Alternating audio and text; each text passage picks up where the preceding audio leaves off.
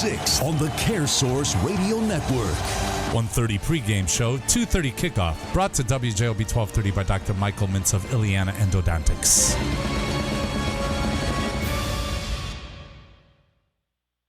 Eduardo's Natural Pizza in Munster has built a reputation for serving the finest Chicago-style stuffed pizza, loaded with fresh and natural ingredients. Not interested in stuffed pizza? Eduardo's has the best thin crust pizza, appetizers, salads, pastas, and more. Pick up a half-baked pizza from Eduardo's to take home and bake at your convenience. It's the perfect solution for those hectic nights. Eduardo's is located at 7920 Calumet Avenue in Munster. Dine in or carry out by calling 836-2010. Hi, this is Sharon, and I'm from Maryville, Indiana, and you're listening to AM 1230 WJOB in Hammond, Indiana.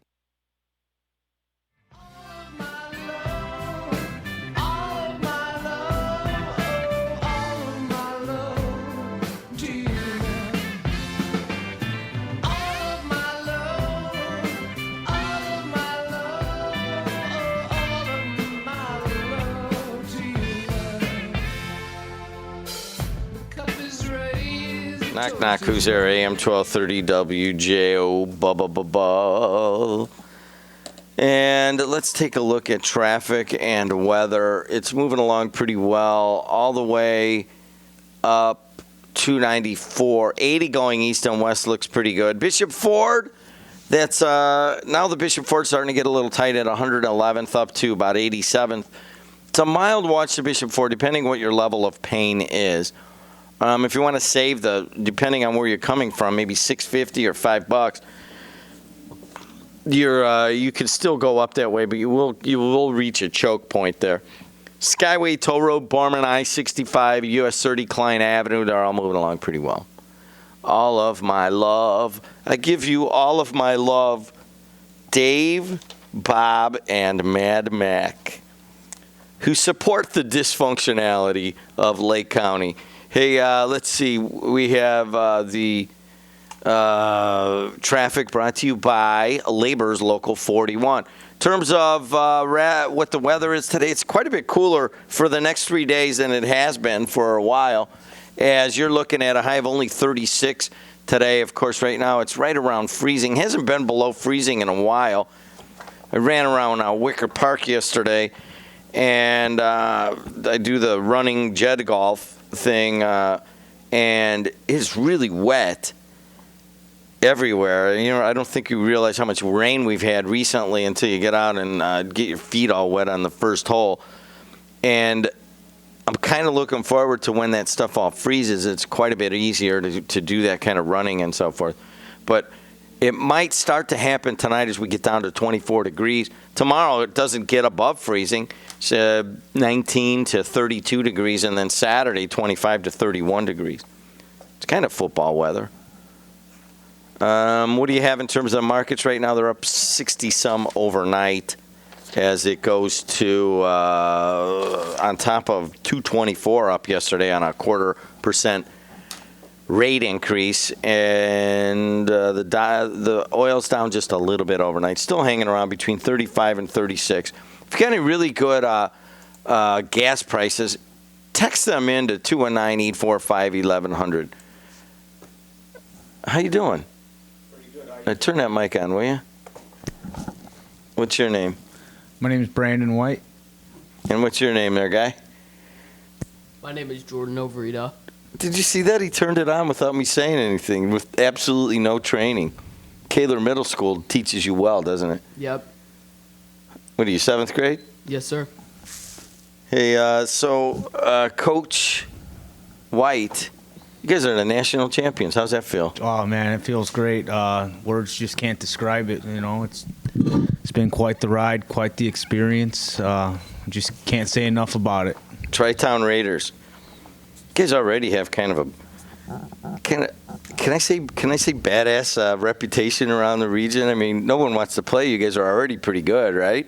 Yeah, we're pretty good every year in and year out. Everybody else knows when you play the Tri-Town Raiders that we're going to give it everything we got and leave it all out there on the field. It's Tri-Town Raiders is St. John, Dyer, and Cherville. Now, do all the players come from Tri-Town, or are there some that trickle in from Maryville or Crown Point? Or Well, yeah, there are some that come from other cities and whatnot. They're if a certain kid lives in a town where they don't offer a program, a Pop Warner program, then they can come and play for the Tri-Town Raiders. So Lowell has a program, right? Correct. Griffith has one. Highland has one. Munster has one. Crown Point has one. And North Lake here has one. I mean, there's maybe 10 in Lake County. There's quite a few, right? Yeah, there's quite a few. And so you guys went down to. Well, first of all, what was your record for the season? The season record was 13-0. 13-0. And once this regular season ended, how many games did you have to win before you got to Orlando? It was like 3, right? I think you won. I think. Well, let's see. We played our first playoff game. We played Boone Grove. All right, Boone. You beat Boone. We beat Boone Grove, 28-0. Okay. Then after that, we played North Lake. I believe we beat them 34-0, if I'm correct. Okay. And then after that, we played Hanover. Hanover has its own program now? Yes, they do. Wow, I did not know that. And that was in the state championship, and we beat them 44-6. And then you had to go to a regional, right? Then we had to go to a regional, which was in Michigan City at Ames Field, and we called it the Snow Bowl because that was the day it snowed. There was about 4, 5, 6 inches of snow on the field, and it was coming down. They had guys out on the field shoveling the lines, and, it was just complete chaos. And who did you play there? Grays Lake, Illinois. Grays Lake. And what was that score? Do you remember? Score was 18-12, and it was a triple overtime game. Remember that game, Jordan? Yes, sir. What do you remember about it? I mean, it was a hard game. That team was really good, and I don't think we've ever seen a team like that before. And they definitely deserve to be there. And, I mean, they just made it hard on us. Jordan, what position you play? I play right guard and defensive end. And you are 7th grade at Kaler? Yes, sir. And you like blocking people? Yes, sir. It's my favorite thing to do. Is to block people? Yes, sir. So would you rather lay a good block as an offensive guard, maybe you're trapping or something like that, or would you rather rush in and sack the quarterback for 7 yards? Which one is it? I mean, I think I'd rather block because that's what's going to be getting us our points. Really? But I like sacking the quarterback too. You can't discount when you sack the quarterback. Now, do you do a big dance and point at him, or do you just get up and go back to your huddle? I just get up and go back to my huddle. Really? Where are you coming from, man? That's pretty good. What about in the pros when they get up and they do that big dance after doing the sack and so forth? How do you feel about that? I mean, it's whatever. If they want to rub it in their face, it's just whatever. They're just trying to impress people, I guess. So what town are you from? I'm from Dyer, Indiana. From Dyer? So you go to Kaler, which is Kaler and Cherville or Dyer? That's in Dyer, right? Yeah. And so you guys go 13-0, and then you're 12-0, and you go down to Orlando, Florida. Is that right? We were 11-0 before we went to Florida. Oh, you played 2 games down there. Correct. Yes. Oh, all right. So let's follow. You beat Grays Lake and Michigan City in a triple overtime win.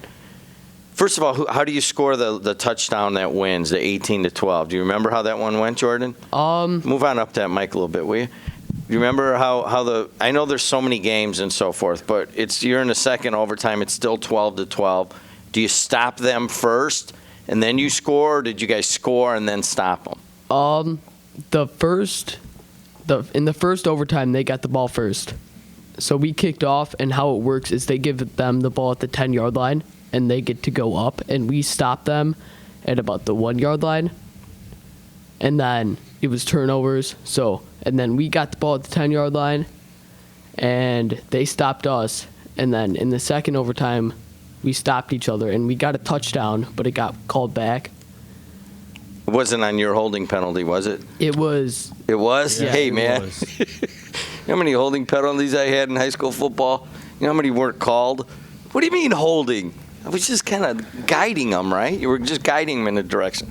But anyways, the line gets a touchdown called back in the second overtime, right? Yeah. So nobody scores there. No. Then what happens in the third overtime? In the third overtime, I'm They pretty switched sure. the ball. We had to go on offense first. Oh, you went first. They made us switch, on the third overtime. So you scored.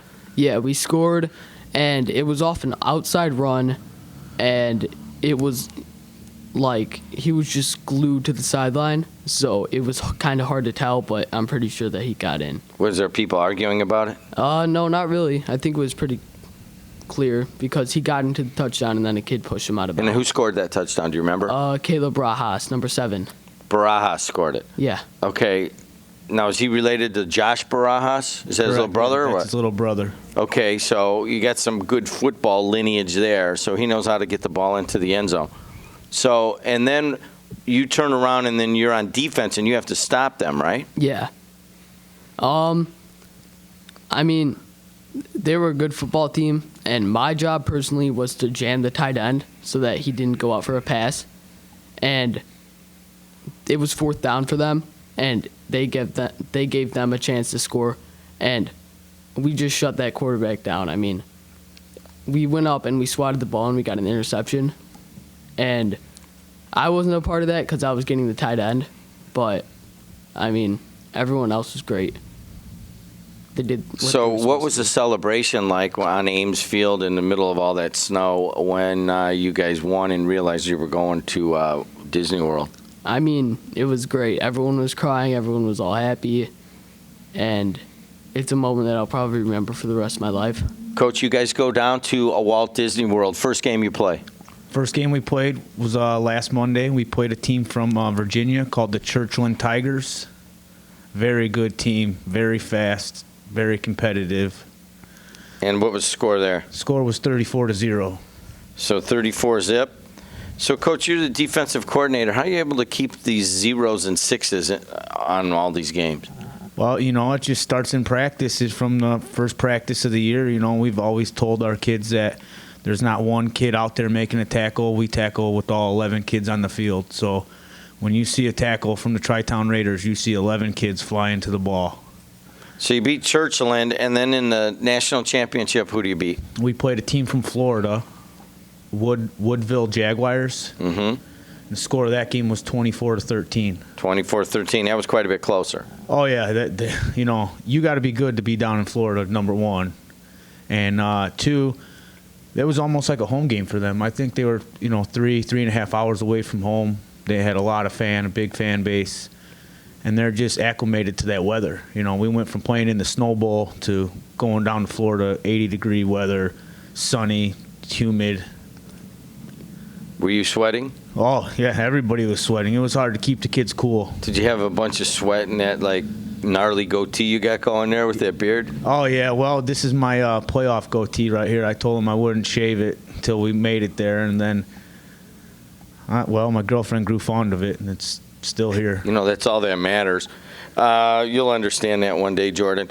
Hey, we got Brandon White, the coach of the Tri-Town, or defensive coordinator of the Tri-Town Raiders. We also got Jordan Novorita, Novorita, and he's the offensive guard and defensive end for the Raiders. You want to call in and congratulate him or say anything to him, 219-845-1100, and we will be right back. And we're going to, on the other side, we're going to try to mention as many names of the kids as we can. Seattle Sutton, why not, huh?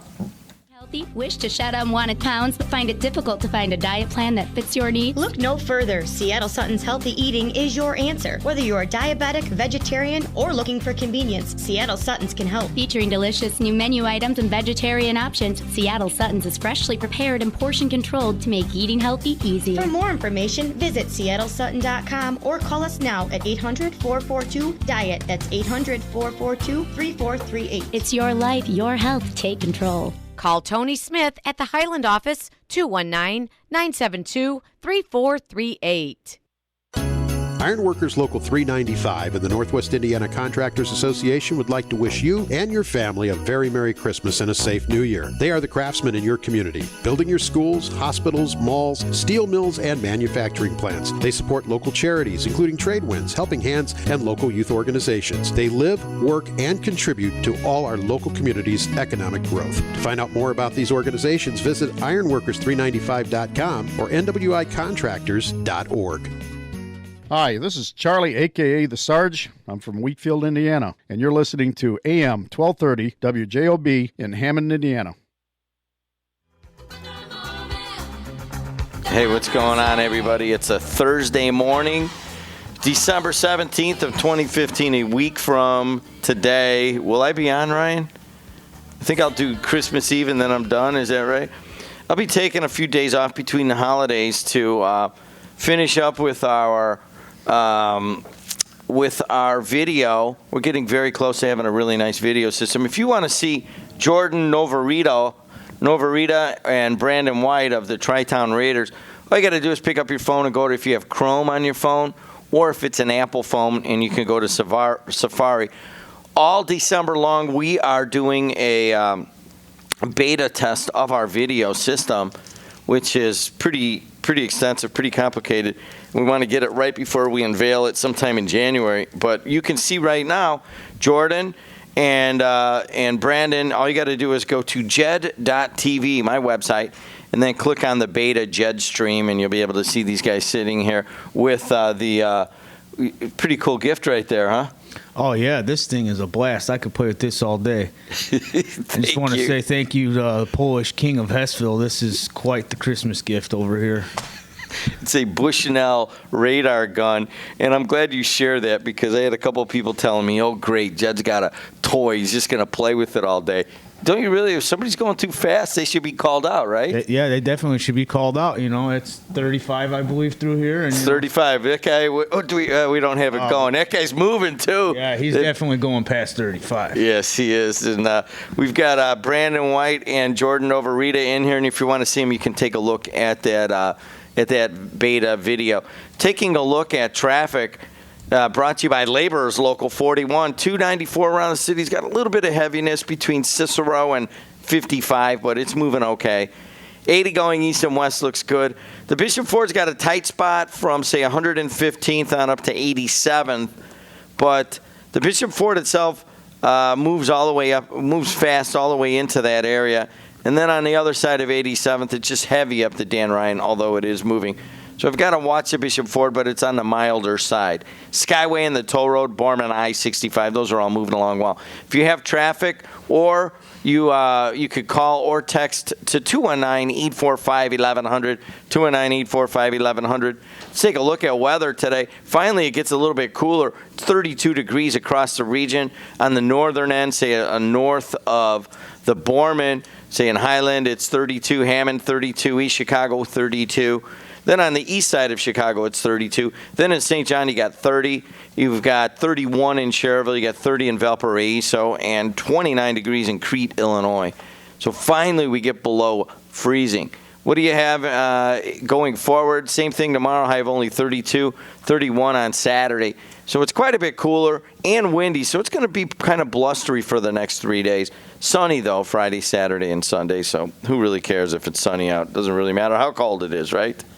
Hey, let's take some phone calls in here. Brandon White and Jordan Novarita are in the house, and we're very proud of them to bring back a national championship in Pee Wee football.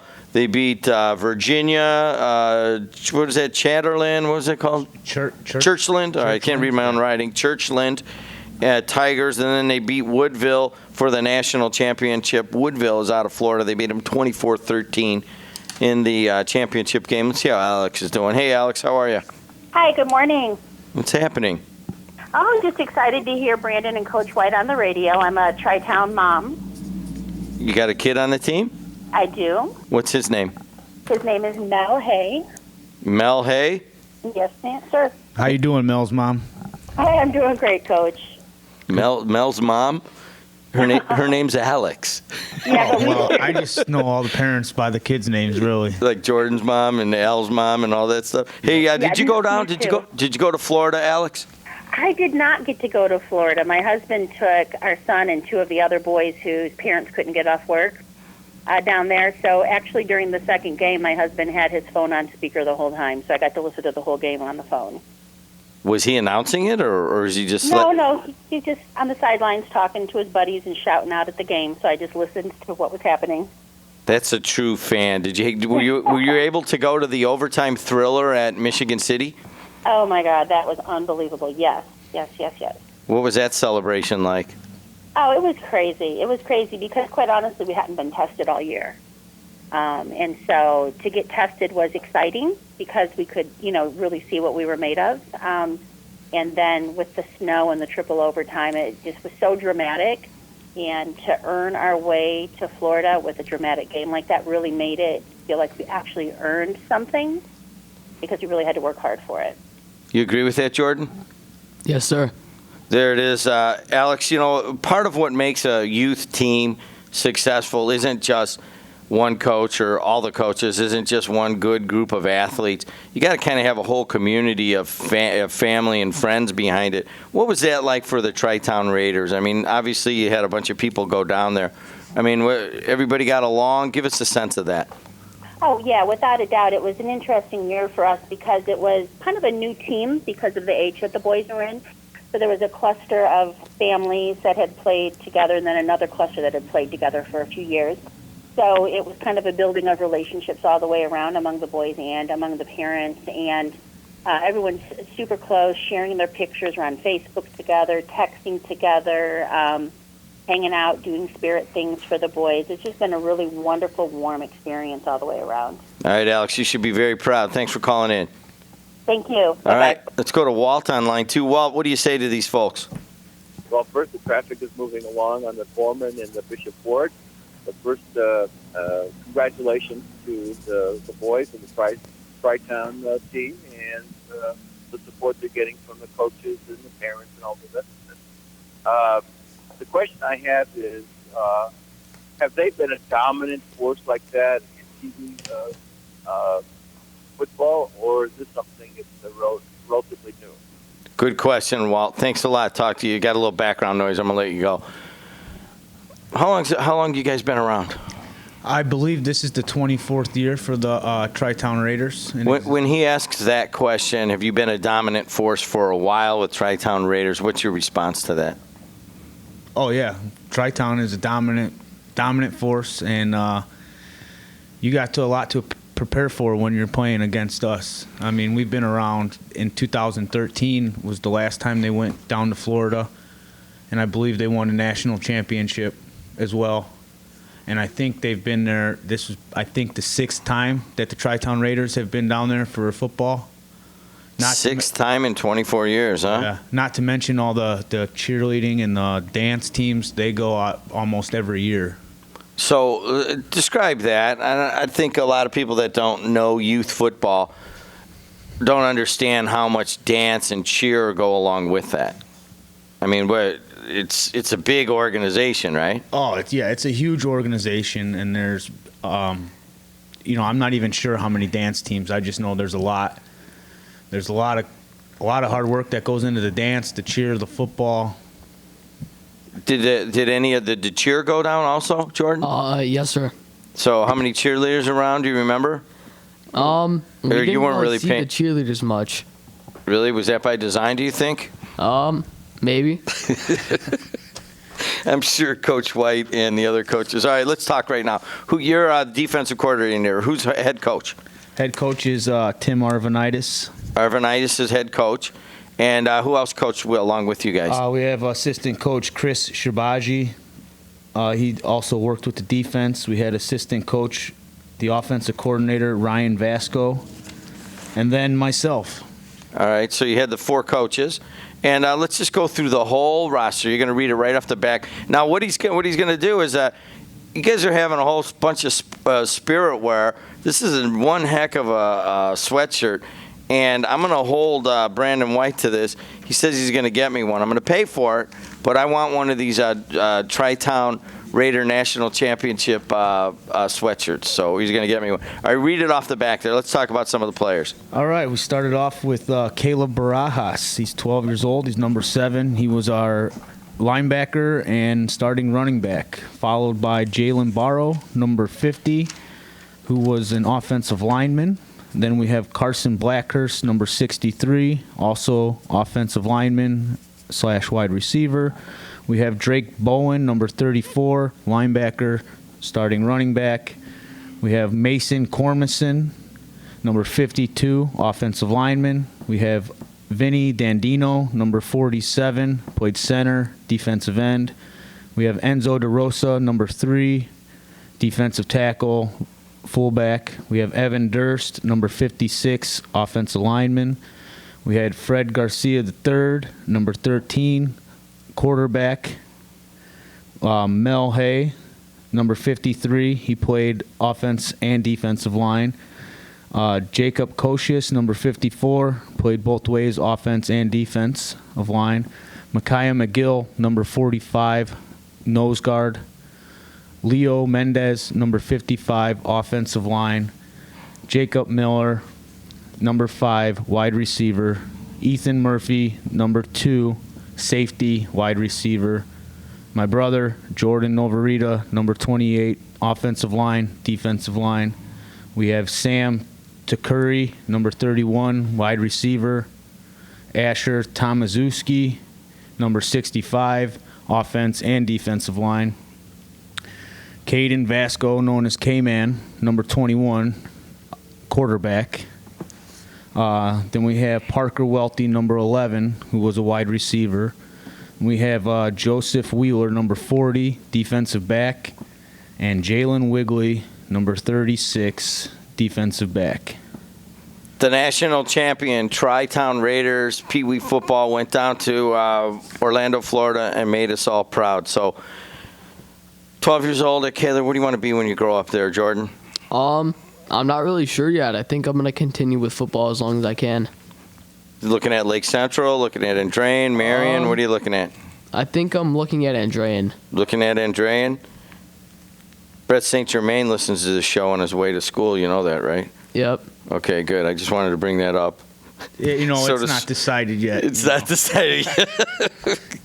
Well, hey, you got choices. What about you ever think you ever look? You want to be a fireman? You want to be a doctor? You want to be an engineer, politician? What? Nothing comes to mind yet? Not yet. Priesthood? Probably not, huh? No. All right, your favorite artist, musical artist. Who do you like to listen to? I just listen to whatever's on the radio, honestly. There you go. You get pretty focused on your football and your studies. How you doing in school? I'm doing pretty good in school. All right, there it is, man. You should be very proud, older brother, and you guys should all be very proud. Cherville, St. John, and Dyer. This is really a cool run you guys did, and thanks for coming on throughout the run. I know that you guys have come on the radio a couple times and called in and kept us updated. People like to hear that, so it's a good news story. Do it again. You know what? I got to tell you though. I went out and saw my buddy's kid play for Highland, and I don't think it was your team. I think it was one younger, and you guys just destroyed them. It was just was tough to watch. Well, that's just Tri-Town Raiders football. I mean, if we're going to go out there and be subpar, I don't think we'd be out there. We just strive to be the best, whatever we're doing, whatever age group it is, we just are there to win. All right, good enough. Don't get up yet. She wants to take a couple pictures. All right, guys, I'll be right back. AM 1230, WJOB in Hammond, Indiana. And, wait, do you guys have a Facebook page or anything like that? Yeah, there is a Tri-Town Raiders Facebook page. Tri-Town Raiders Facebook page. Go take a look at them. All right, be right back. AM 1230, WJOB. What about the birthing center at St. Catherine Hospital? Looking for a place to have your holiday party? The Lost Marsh Restaurant and Bar has a 240-seat banquet facility for all your special events and also state-of-the-art conference rooms for your corporate meeting. Located right on the Lost Marsh Golf Course, our stunning Frank Lloyd Wright Pub House is open year-round for lunch and dinner. For more information, log on to lostmarshgolf.com.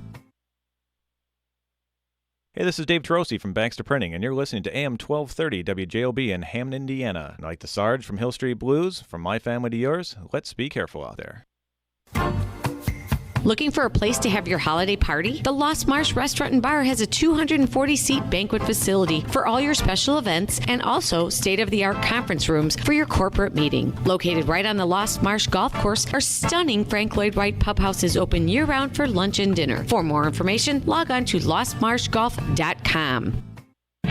Bootleg Liquors has the very best selection of beer, wine, and hard alcohol at the lowest prices around the region. Bootleg Liquors now has a new location to better serve you, and that's at 1955 45th Street in Griffith. That's along with their original location, of course, that's at 803 Ridge Road in Griffith. Our service and prices can't